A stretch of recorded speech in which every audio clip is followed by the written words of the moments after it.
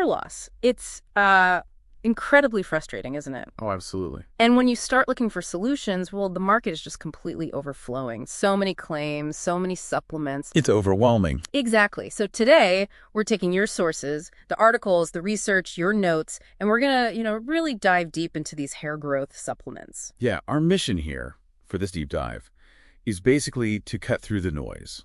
We need to critically analyze these popular options. Separate the science from the hype. Precisely. We want to separate the actual scientific facts from, well, the marketing hype. You'll hopefully uncover the surprising truth about what actually supports healthy hair. And maybe just as importantly, what might be useless or even harmful. Exactly. The goal is you'll leave here feeling much better equipped to make genuinely informed choices. Okay, so let's unpack this a bit. Because the hair follicle, it's not just like a simple pore, right? Not at all. It's actually this dynamic mini organ. Some compare its metabolic activity to bone marrow, really high energy needs. Wow. Okay, so it needs constant nutrients, oxygen. It's complex. It really is. And what's fascinating here is that hair doesn't just grow nonstop. Right, there's a cycle. Exactly. Each follicle cycles through different phases. There's anagen, that's the active growth phase. Then catagen, a short transition. Telogen is rest. And then exogen, the shedding phase. Right. And this cycling isn't synchronized across your whole scalp, thankfully. Or we'd all go bald at once. Precisely. Yeah. It ensures you don't lose all your hair simultaneously. So disruptions to this delicate balance, that's what causes most hair loss, not necessarily follicles just dying. Okay, so understanding that helps explain the different types of hair loss you might experience. Definitely. Things like androgenetic alopecia, that's the genetic hormonal kind, miniaturization caused by DHT. Dihydrotestosterone. Right. That's fundamentally different from, say, telogen effluvium. Which is more sudden shedding, often triggered by stress or maybe a deficiency. Exactly. Yeah. And interestingly, with telogen effluvium, the shedding itself can sometimes signal that recovery is starting.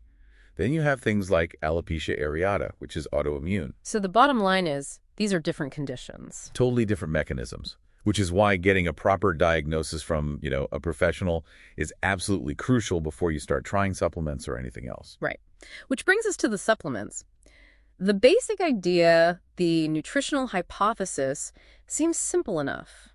If you lack a nutrient, fixing that deficiency might help your hair. It sounds logical on the surface. But is it always that simple? Like, is more always better? That's the big catch. The flaw of more is better.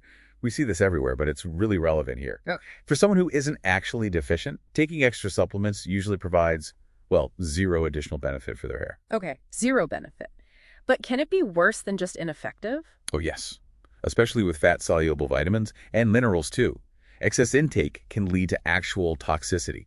And the paradox is, toxicity can cause hair loss itself.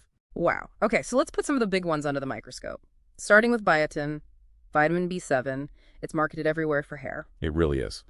But your sources, they confirm there aren't really high-quality studies showing it helps people who aren't deficient. But you mention harm. Yeah. What's the concern there? Yeah, this is the critical part. The most alarming thing we found about biotin, especially high doses, is that it can severely interfere with really important lab tests. Interfere how? It can cause falsely low results for things like troponin. That's a key biomarker for heart attacks. Seriously? Yes. And it can also skew thyroid function tests. Think about the potential for catastrophic medical misdiagnoses. It's actually become a genuine public health concern. That's much more serious than just not working for hair. Okay, next. Iron. We know it's essential, oxygen transport. How does that relate specifically to hair? Right, iron's crucial. But it's not just about your basic hemoglobin level, like in a standard blood count. For hair health, we really look at serum ferritin. Ferritin, that shows your iron stores, right? Exactly. It tells us about the body's iron reserves. And you can actually have hair loss from non-anemic iron deficiency, meaning your hemoglobin is okay, but your ferritin is low. Interesting. So check ferritin. But again, the warning about too much. Absolutely. Iron overload is dangerous. It can cause severe organ damage and, yes, ironically, hair loss too. So the message is clear. Yeah. Always get tested before supplementing iron. Don't guess. Got it. Okay, zinc. Another trace element important for cell division. The evidence here seems a bit mixed. Yeah, it is a bit conflicting. The most compelling evidence seems to be for patients with alopecia areata, but only if they have a confirmed zinc deficiency. Okay, so specific condition, confirmed deficiency. Is there a downside risk here, too? Yes, a significant one. Chronic high-dose zinc supplementation can actually induce a copper deficiency. Oh. And copper deficiency can lead to some really serious problems, including irreversible neurological damage. So it's definitely not something to take lightly or in high doses without monitoring. A very fine balance, then. All right, last of the big four, vitamin D. We hear a lot about the vitamin D receptor, the VDR, being important for initiating hair growth. That's correct. The VDR plays a role in the hair follicle cycle, and there is a strong association between low vitamin D levels and various types of hair loss. Association. Yeah. But does that mean taking vitamin D causes hair to regrow if you're low? That's the million-dollar question, isn't it?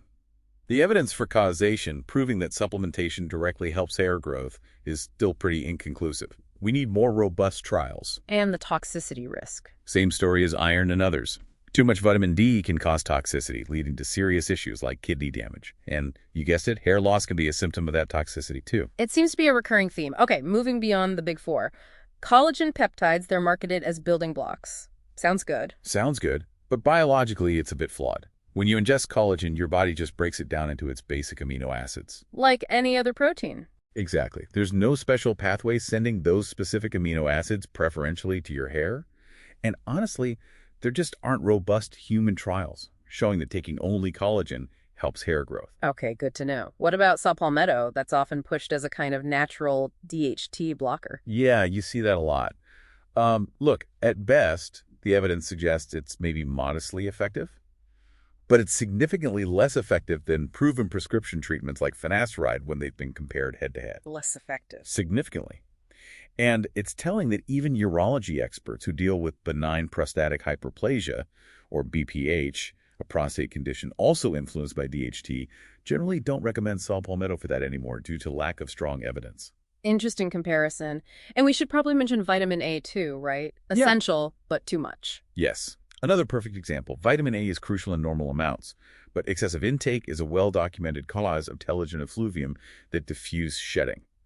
More is definitely not always better. It really drives that point home. It does. And, stepping back, the whole regulatory landscape for supplements is just different. They don't undergo the same rigorous testing for safety and efficacy that actual medications do. Which makes self-diagnosing based on marketing pretty risky. Extremely risky. You could be delaying getting a proper diagnosis and starting treatments that are actually proven to work for your specific condition.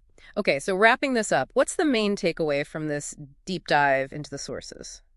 I think, number one, focus on getting adequate nutrition through a balanced diet first. That's foundational. Makes sense. And for supplements, really only consider them if you have a medically diagnosed deficiency. And even then, under guidance. Yes, absolutely. Yeah. Guided by a healthcare professional, ideally a board-certified dermatologist who understands hair loss conditions.